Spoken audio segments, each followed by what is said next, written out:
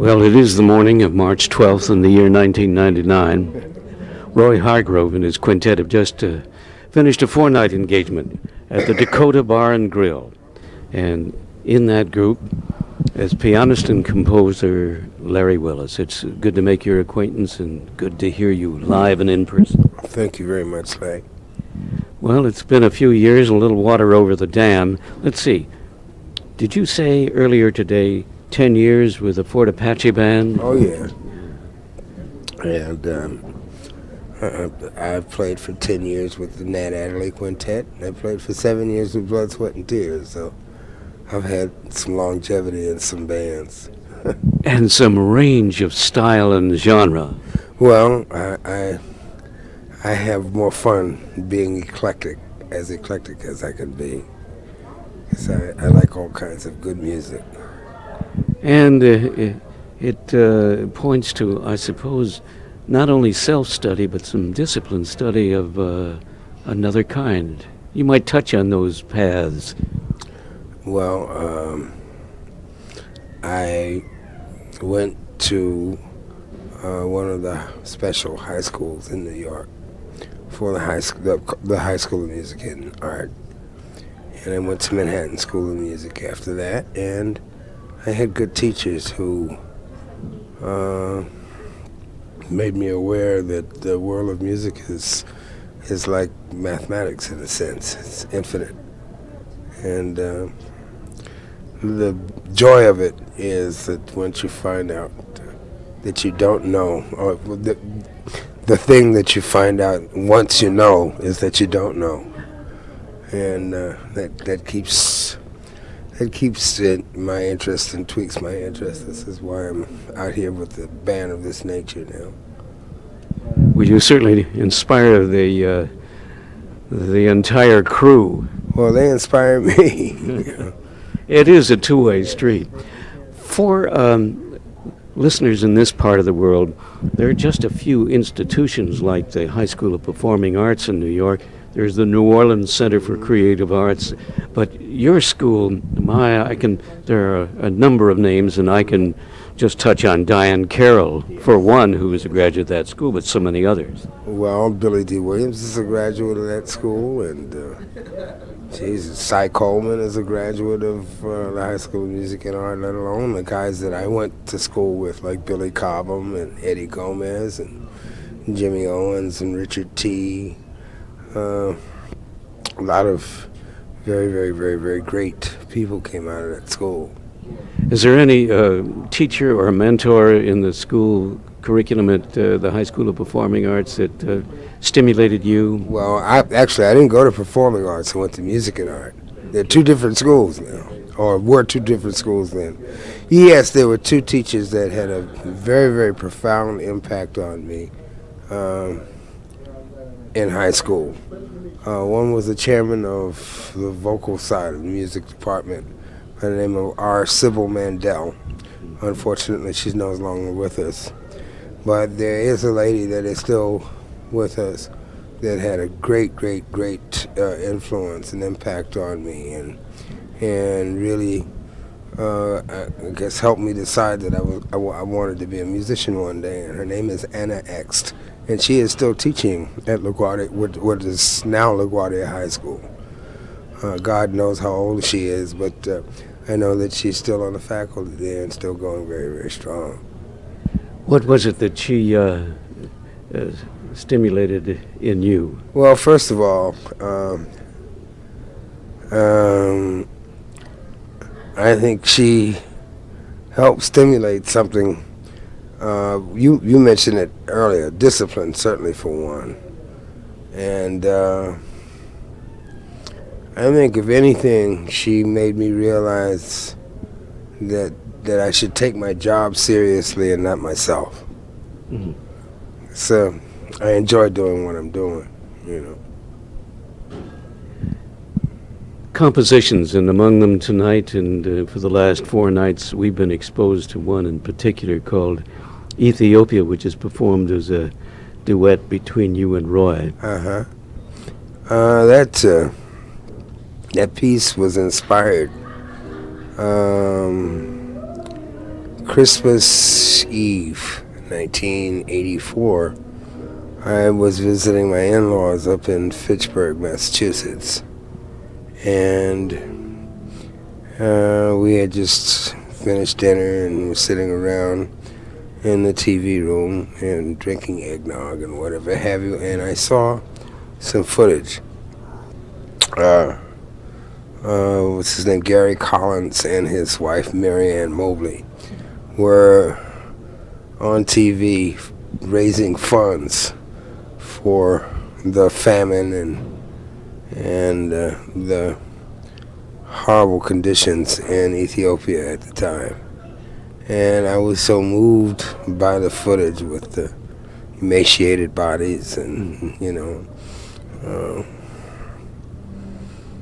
distended stomachs and whatever have you. It was just an awful sight to see. And I was deeply moved by it, and I just went into the music room and sat down at the piano, and out came Ethiopia. I'm talking with Larry Willis, pianist and composer whose eclectic adventures in music began in New York City and have moved through the world. Oh yeah, I'm well traveled, to say the least. I have been to every continent on the face of this earth. Larry, I want to just touch on the musical impetus that kept you rolling. Just a brief comment about each. Blood, Sweat, and Tears. What a magnificent band. I think it was a tremendous reflection of the times that our society, the world, was crying out for people to start getting together. And I guess you could say that was probably the first fusion band ever to incorporate the highest forms of rock and roll and pop music and integrate it with jazz elements and do it very, very, very, very cleverly, and intelligently. And it caught on. It was a very popular band, and I got a chance to travel all over the world and see a lot of things that I wouldn't have normally seen had not have been there. The Fort Apache Band. Another kind of experience that's on the other side of it, I think. It represents all of the elements that I grew up with in New York City. Certainly the Latino element, because New York City, particularly where I grew up, was somewhat of an ethnic melting pot. And I heard the conga drums in the streets, during the summer months. Guys played, street music, and I've enjoyed this experience very, very, very, very much. Did you write for the band? Yes. And so you brought this amalgamation in. Yes. I don't know if I brought it in, but I certainly got to be a part of it. It was very, very rewarding to see what came out of that and what could come out of it, with all of the diverse backgrounds of players and whatever have you. It was just a very, very nice experience. And Roy Hargrove in this quintet. Well, I am I guess you would call it the great uncle of these guys. I met Roy when he was a teenager in high school in Fort Worth, Texas. I would go back and forth to play gigs with people at the Caravan of Dreams, like Freddie Hubbard or Fathead Newman, Frank Morgan, to name a few. And Roy would come by, and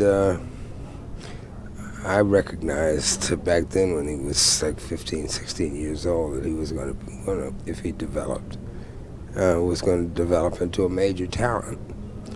And we've had a very, very close relationship over the years. So he needed a piano player, and here I am. You're modest, sir. I'm talking with Larry Willis, and I'll just add a postscript. Somehow we have a unrelated line and connection. 125th Street and 7th Avenue in the Palm. What are your memories of the Palm? Oh, well, it was one of the great meeting places in the Harlem community. Certainly right in the Harlem community. It was also very, very involved in this music. And this is one of the things that I think has going to be so sorely lacking in today's world. If the concept of integration truly worked, we might not be experiencing what we're experiencing now. But it didn't work. And I think one of the worst things that happened has been the force of integration, or the misnomer of it in the society. And I say all of that because the Palm Cafe and the Club Baron and the Baby Grand and Sportsman's, Showman's, all of those clubs that were on 125th Street represented the spirit and the music and the attitude of the community. And, you know, during that time, of course, a lot of our heroes were still involved in the community. I mean, just down the street, the Freedom National Bank, and its president was Jackie Robinson. And right around the corner was Sugar Ray Robinson Enterprises.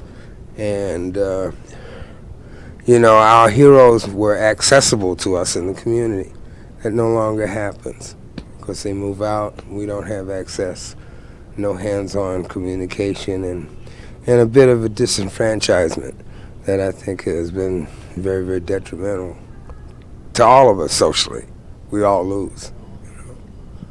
And I miss those days because it was a vitality and a spirit and an attitude that was quite wholesome. You know, it's not there anymore.